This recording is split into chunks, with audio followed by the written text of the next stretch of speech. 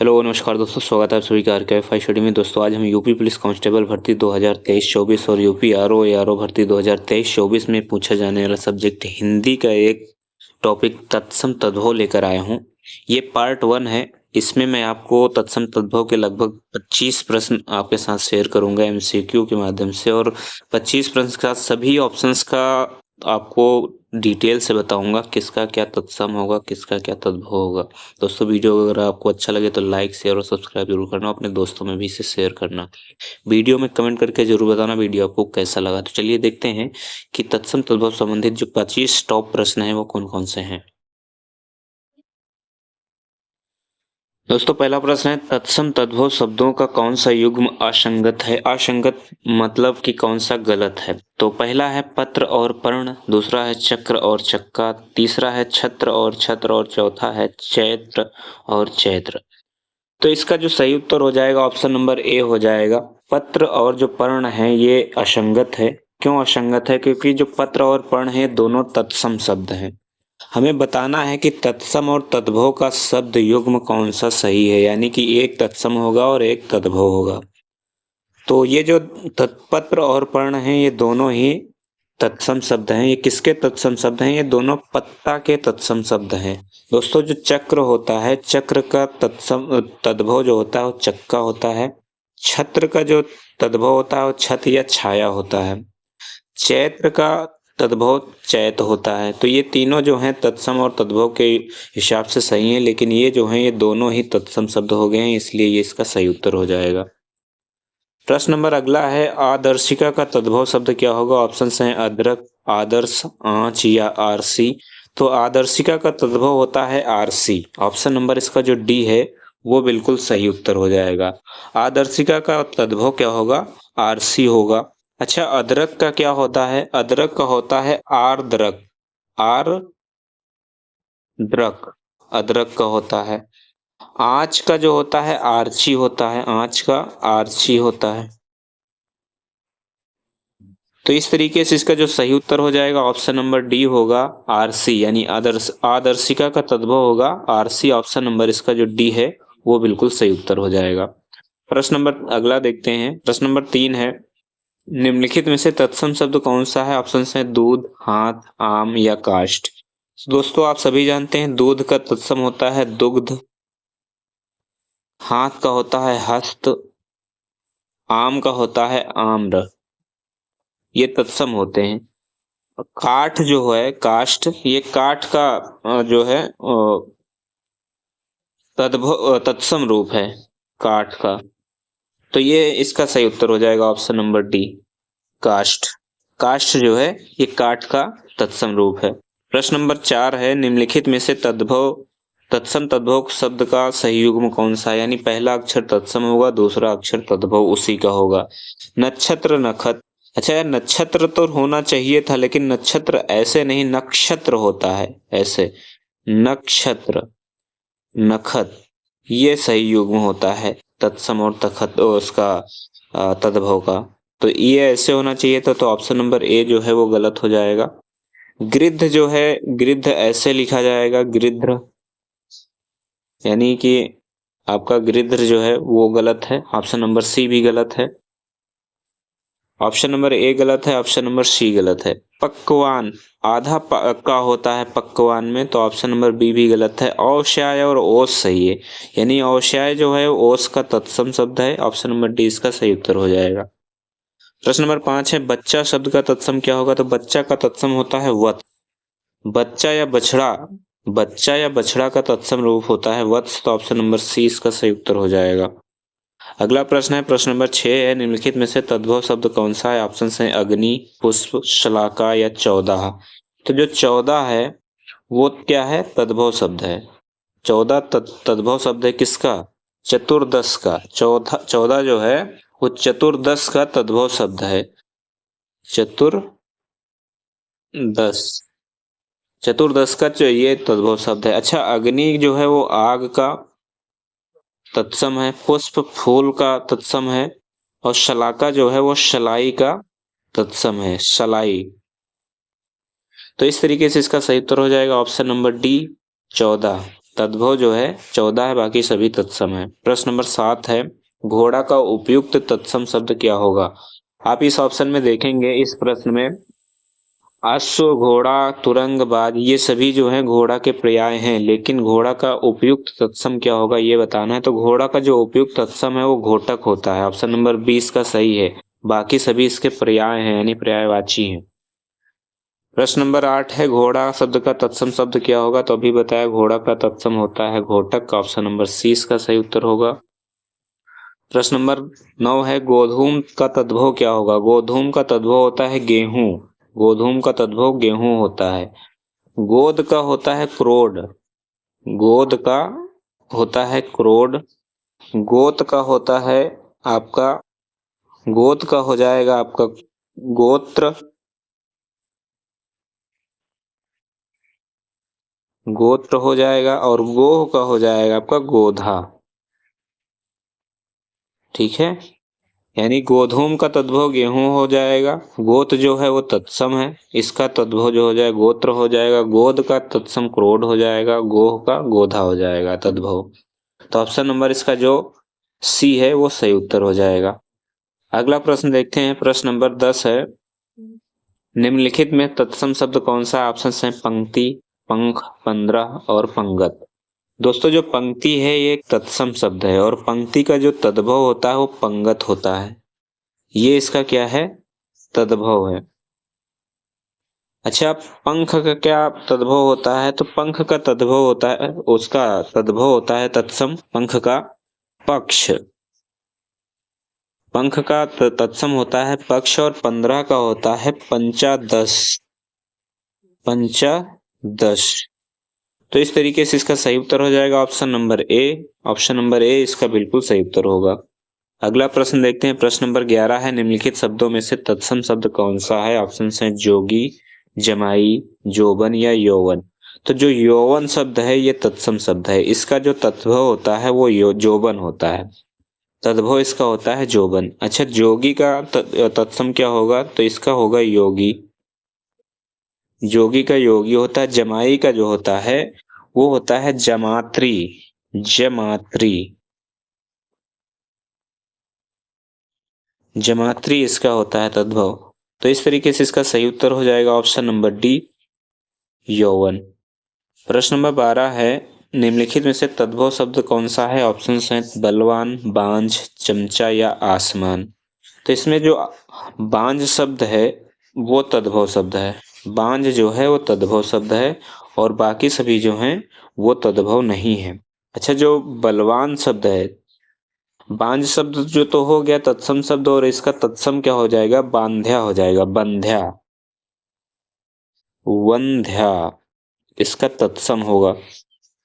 आसमान शब्द जो है वो एक फारसी शब्द है। आसमा उसका, ये कि ये फारसी शब्द है, उसका जो हिंदी रूपांतरण है आसमान हो जाएगा। चमचा, चमच का जो विदेशी शब्द है चमच, उससे बना हुआ है चमचा। तो इस तरीके से इसका सही उत्तर हो जाएगा ऑप्शन नंबर बी, बांझ। बांझ जो है एक तद्भव, और इसका तत्सम जो होता है वो वंध्या होता है। प्रश्न नंबर 13 है, चौथा का तत्सम शब्द क्या होगा? आसान प्रश्न है। चौथा का तत्सम चतुर्थ होता है। ऑप्शन नंबर इसका डी जो है वो बिल्कुल सही हो जाएगा।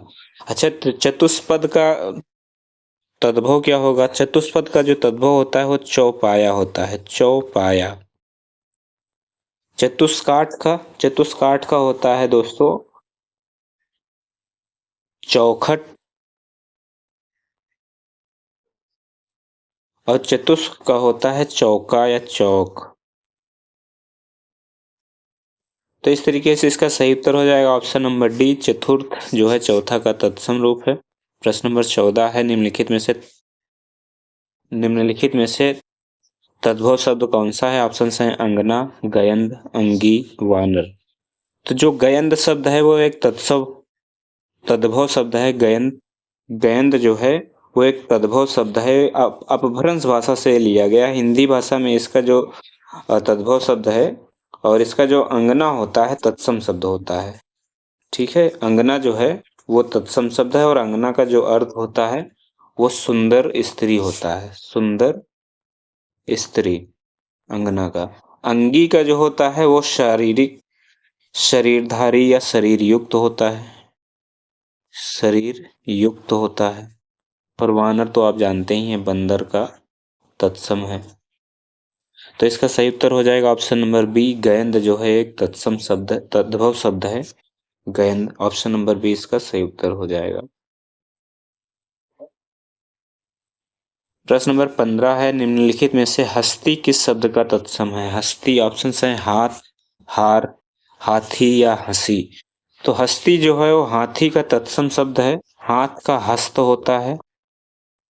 हार का जो होता है, हार का, वो आपका हो जाएगा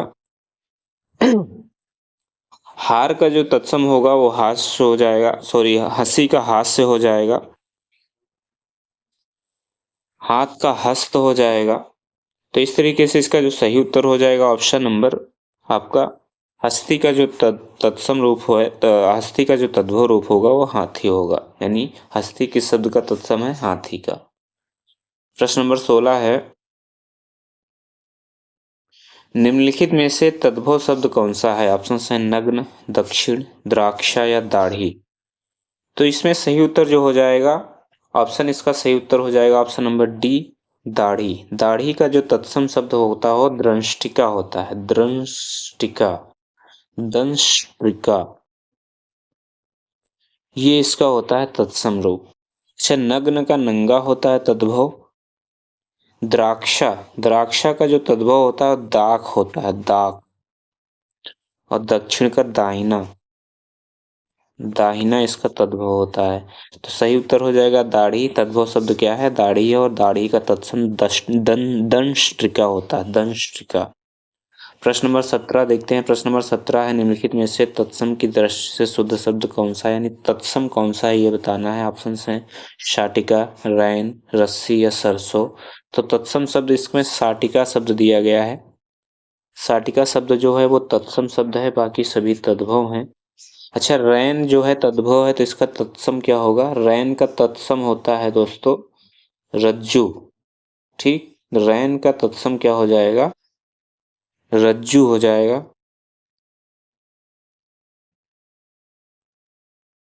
रैन का रज्जू जो होता है वो रस्सी का होता है। रैन का होता है रजनी।